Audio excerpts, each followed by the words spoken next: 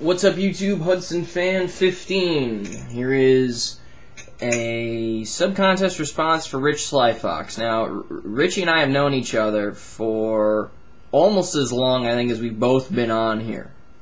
He was one of the first people I actually, dealt with, and somebody who has pretty much been like kind of like paralleling me, and maybe a little bit behind me as far as subscribers and all. Maybe he has a few more page views, or who has more video views, whatever. But we're basically contemporaries, which is pretty amazing for a guy, his age.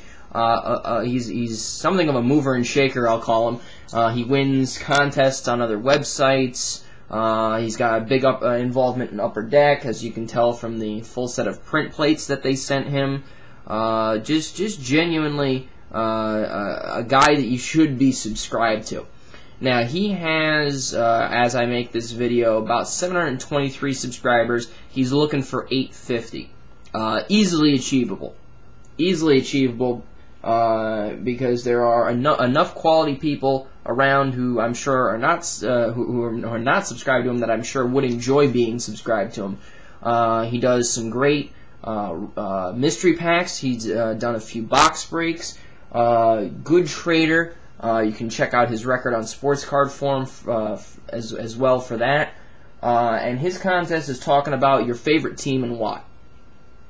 As I don't have a favorite team for baseball per se, if I had to, I'd root for the Yankees, but that's mainly because of my father and my grandmother, both Yankees fans.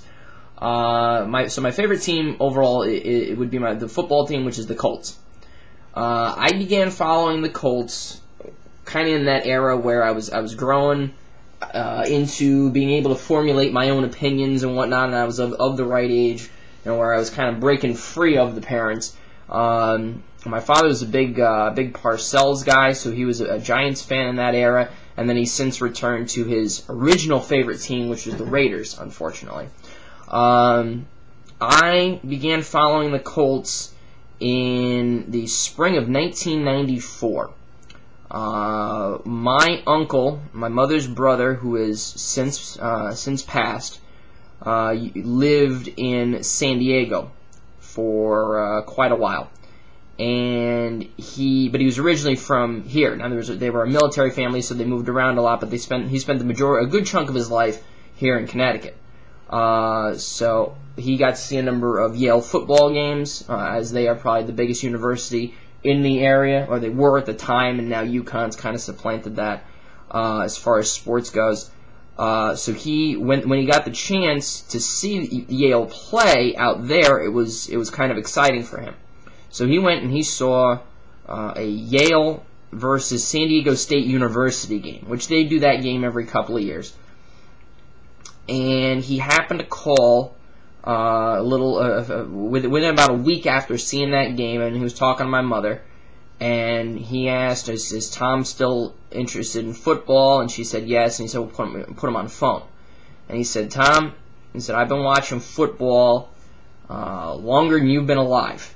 And he said, obviously, there is something special about this running back that they've got, and I think he's going to be a star, and whatever team he goes to, start following them. So that spring, the Colts drafted Marshall Faulk, and I became just engulfed in Colts and Colts culture. And then starting in the later part of 1997, it became obvious that they needed a quarterback, and just so happened that my father had a business partner who was an alumni of University of Tennessee and was a big booster of the college. And I happened to meet him. My father took us along on a business trip, and he's yelling and screaming about this Peyton Manning kid. So he went to the Colts, and it sort of renewed my interest in the Colts, and getting to watch him from a very young age to turn into the player he's been. And in that time, I've gone back and I've learned the history of the Colts, some of the unfortunate parts where they were moved overnight. Some of their players, that had drug problems and got themselves into shady situations and whatnot. But then, most universities have, and most organizations have that. The debacle that was Burt Jones when they could have had John Elway. Just a lot of things. But then they're truly one of the great legacy teams of the sport.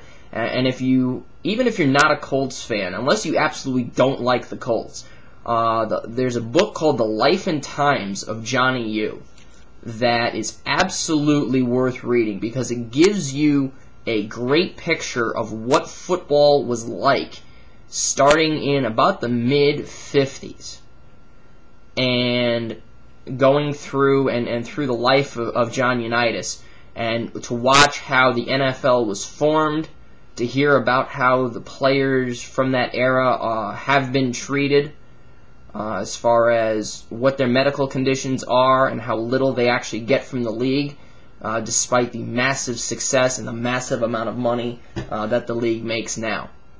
So it's a fantastic book, and it's all interwoven with some of the Colts greats. From George Shaw, who's a quarterback that got hurt that allowed John Unitas to come onto the field. Raymond Berry, who he and Unitas developed route-based passing and really added an extra dimension to the sport. Alan Amici, Lenny Moore, Jim Parker, this guy here, Art Donovan, through to Lydell Mitchell, Joe Washington, as I said, Burt Jones.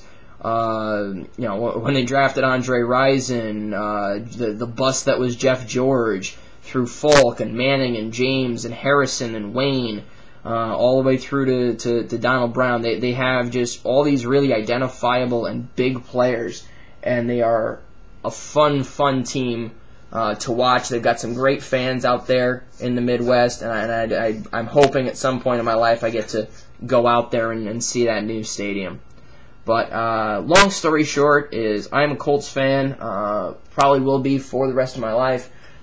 Slightly above there you see the Colts clock. That box there is the first part of my Colts collection. That's a full 5-row box of all Colts, and there's 2 more where that came from. And just a great idea for a contest. And everybody go sub to RichSlyFox14.